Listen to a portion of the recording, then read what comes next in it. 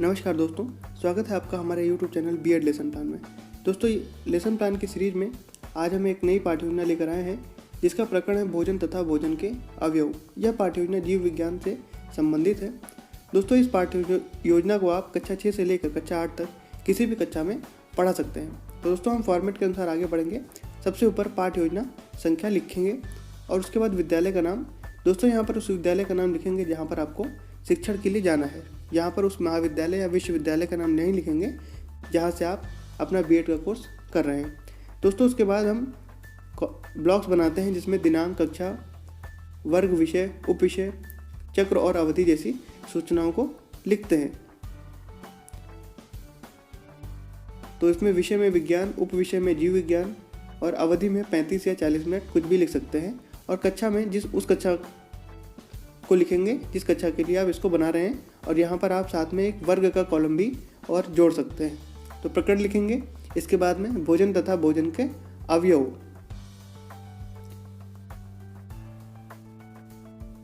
इसके बाद हम सामान्य उद्देश्य लिखते हैं। तो पहला सामान्य उद्देश्य देखते हैं क्या है। छात्रों में विज्ञान विषय के प्रति रुचि उत्पन्न करना। दूसरा है छात्रों में निरीक्षण एवं तार्किक शक्ति का विकास करना। अगला है छात्रों में तथ्यों को ग्रहण करने तथा उनका विवेचन करने की क्षमता उत्पन्न करना। अगला लिखेंगे छात्रों को तथ्यों को समझाकर उससे संबंधित नई खोजों की भावना जागृत करना। अगला है छात्रों में वैज्ञानिक दृष्टिकोण विकसित करना। 7वें नंबर में लिखेंगे कि छात्रों में अन्वेषण शक्ति का विकास करना। और अगला लिखेंगे कि छात्रों में प्रयोग प्रवृत्ति को विकसित करना। तो ये हो जाएंगे हमारे सामान्य उद्देश्य। अब बात करेंगे हम विशिष्ट उद्देश्यों की। तो विशिष्ट उद्देश्य में पहला है ज्ञानात्मक। इसमें लिखेंगे कि छात्रों को भोजन तथा भोजन के अवयव के बारे में जानकारी प्राप्त होगी। बोधात्मक में लिखेंगे कि छात्र भोजन तथा भोजन के अवयव के बीच में अंतर कर पाएंगे। कौशलात्मक में लिखेंगे कि छात्र भोजन का चार्ट तथा मॉडल बनाकर प्रदर्शित कर सकेंगे। और अनुप्रयोगात्मक में लिखेंगे कि छात्र भोजन के विभिन्न अवयवों को व्यवहारिक जीवन में प्रयोग कर सकेंगे।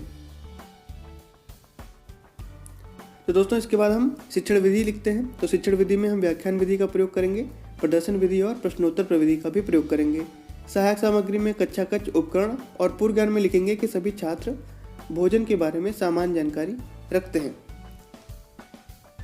तो दोस्तों, इसके बाद हम आगे बढ़ेंगे और प्रस्तावना की हेडिंग देंगे।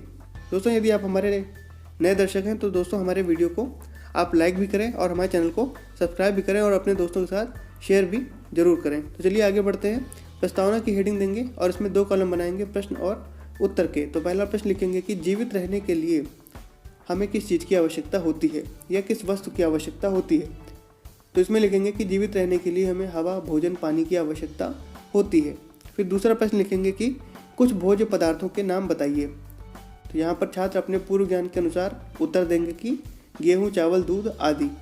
और तीसरा प्रश्न करेंगे कि भोजन में कौन कौन से अवयव होते हैं।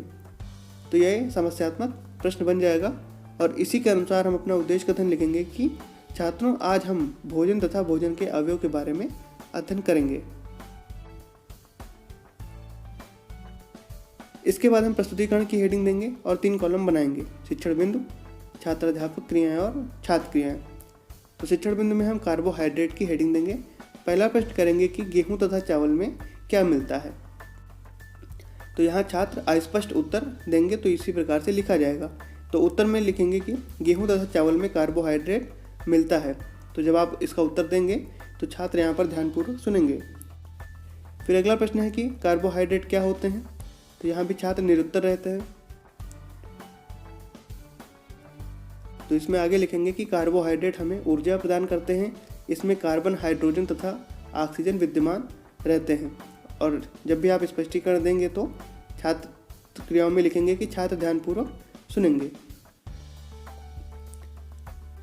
इसके बाद हम शिक्षण बिंदु में लिखेंगे कार्बोहाइड्रेट के प्रकार। तो पहला प्रश्न लिखेंगे कि कार्बोहाइड्रेट कितने प्रकार का होता है। तो यहाँ भी छात्र अपने पूर्व ज्ञान के अनुसार अस्पष्ट उत्तर देंगे। तो इसी प्रकार से छात्र क्रियाओं में लिखेंगे कि अस्पष्ट उत्तर। तो उत्तर में लिखेंगे कि कार्बोहाइड्रेट 2 प्रकार के होते हैं, सरल कार्बोज और जटिल कार्बोज। तो अब हम सरल कार्बोज को शिक्षण बिंदु में लिखेंगे। तो इसके अनुसार प्रश्न करेंगे कि सरल कार्बोज कैसे होते हैं। तो यहाँ विद्यार्थी क्रियाओं में निरुत्तर लिखेंगे तो यहाँ पर उत्तर लिखेंगे कि सरल कार्बोज में विभिन्न प्रकार की शर्कराएं जैसे कि ग्लूकोज, फ्रक्टोज, फलों की शर्करा, लैक्टोज, दूध में तथा सुक्रोज, गन्ने की शर्करा पाई जाती है। और यहाँ पर लिखेंगे कि छात्र ध्यानपूर्वक सुनेंगे। अब हेडिंग देंगे हम जटिल कार्बोज की। तो यहाँ भी प्रश्न करेंगे कि जटिल कार्बोज में क्या पाया जाता है। तो यहाँ भी छात्र अस्पष्ट उत्तर देंगे। तो उत्तर में लिखेंगे कि जटिल कार्बोज में मंड यानी कि ग्लाइकोजन तथा सेल्यूलोज पाए जाते हैं। और यहाँ पर लिखेंगे कि छात्र ध्यानपूर्वक सुनेंगे। इसके बाद अगली हेडिंग हम कार्बोहाइड्रेट के कार्य की देंगे। तो यहाँ प्रश्न करेंगे कि आलू में क्या क्या पाया जाता है। तो विद्यार्थी क्रियाओं में लिखेंगे कि आलू में मंड पाया जाता है। फिर दूसरा है कि सेल्यूलोज कहाँ पाया जाता है।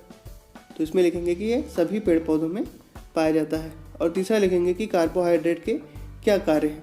तो ये अस्पष्ट उत्तर हो जाएगा।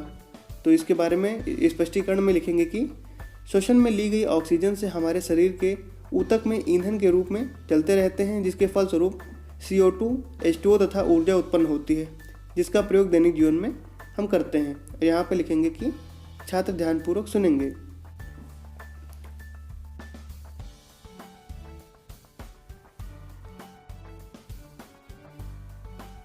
इसके बाद अगली हेडिंग हम देंगे वसा की। तो प्रश्न करेंगे कि घी, मक्खन, तेल तथा चर्बी से हमें क्या मिलता है। तो यहाँ पर लिखेंगे वसा मिलता है। फिर अगला प्रश्न करेंगे कि वसा क्या है। तो यहाँ अस्पष्ट उत्तर लिखेंगे। तो यहाँ पर स्पष्टीकरण में लिखेंगे कि कार्बोहाइड्रेट की भांति इसमें भी कार्बन, हाइड्रोजन तथा ऑक्सीजन पाए जाते हैं। इनके जलने से कार्बोज से दुगनी ऊर्जा प्राप्त होती है। और जब यहाँ स्पष्टीकरण देंगे तो इसके बगल में लिखेंगे छात्र क्रियाओं में कि छात्र ध्यानपूर्वक सुनेंगे। इसके बाद शिक्षण बिंदु में लिखेंगे प्रोटीन। तो प्रश्न करेंगे अगला कि दूध में क्या पाया जाता है। प्रश्न करेंगे कि दूध में क्या पाया जाता है। तो यहाँ पर लिखेंगे प्रोटीन। फिर दूसरा प्रश्न करेंगे कि प्रोटीन के क्या कार्य होते हैं। तो इसके उत्तर में लिखेंगे कि प्रोटीन का कार्य शारीरिक वृद्धि करना होता है। और तीसरा प्रश्न करेंगे कि प्रोटीन में कौन कौन से तत्व पाए जाते हैं। तो यह अस्पष्ट उत्तर हो जाएगा। तो यहाँ स्पष्टीकरण में लिखेंगे कि प्रोटीन में कार्बन, हाइड्रोजन, ऑक्सीजन तथा नाइट्रोजन पाए जाते हैं। ये तत्व हमारे शरीर के अंगों को बनाने वाले ऊतक का निर्माण करते हैं। और यहाँ लिखेंगे कि छात्र ध्यानपूर्वक सुनेंगे।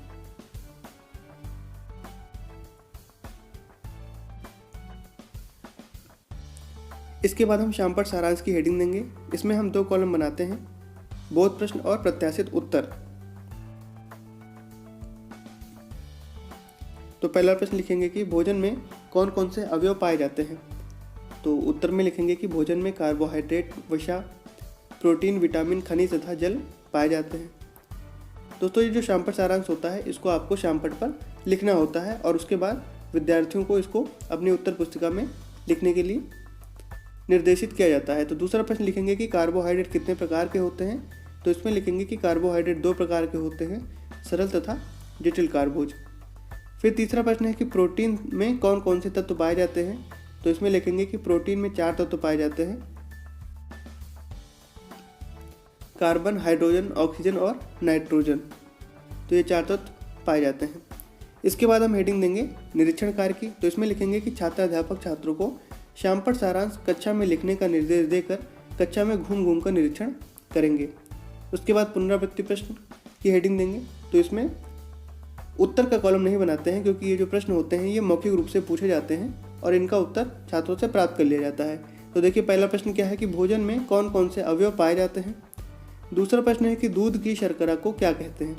और तीसरा प्रश्न है कि घी, तेल, मांस, मछली में क्या क्या पाया जाता है। तो ये हो जाएंगे पुनरावृत्ति प्रश्न। और गृह कार्य में लिखेंगे कि कार्बोहाइड्रेट के स्रोत तथा कार्यों का वर्णन कीजिए। और दूसरा प्रश्न करेंगे कि भोजन में पाए जाने वाले आवश्यक तत्व कितने हैं।